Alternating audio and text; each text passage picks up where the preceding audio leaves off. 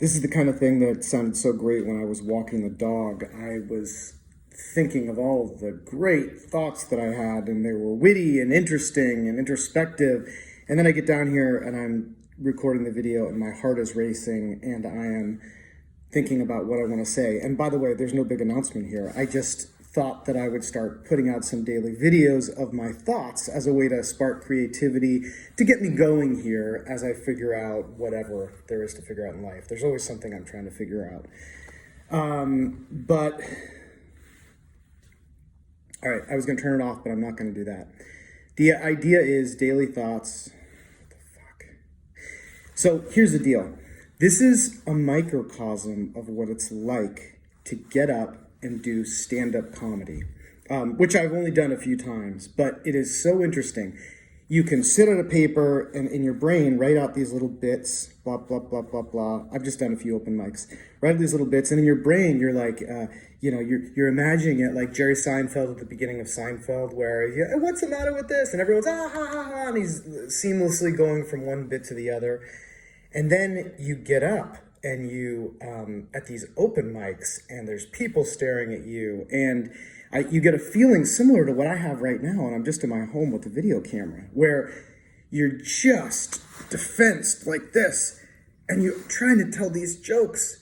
And what I've told, like, my kid, Danny, because he's interested in comedy, is there is a normal feeling you have in going about your day, where you just feel like normal. Something might be funny, some might be not. You're just feeling like.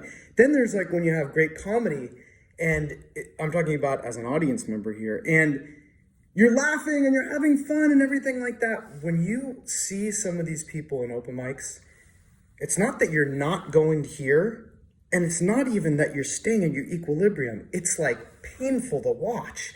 It's the opposite feeling of laughing. It's like these people are up there and they're so uncomfortable, and you feel an obligation at the most dark, horribly not funny stuff, because all humor comes from a place of pain. And when you're feeling like the 10x of what I'm feeling right now, just because I'm on camera and I'm like, what the fuck am I doing?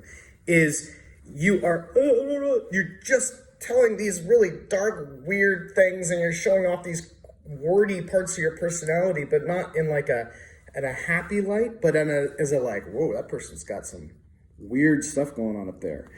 And also, because comedy goes to the side of, anyone who writes comedy knows this, potty humor, fart jokes, blue humor, like using the F word, which I never do. And you basically, you just get this dark side of what the person, but the allure of it, of doing stand-up is, especially for someone like me who likes highs, I want to like feel high, basically, is when you get a laugh, and I've gotten like one or two just in the 3 times that I've done stand-up. It's like a drug.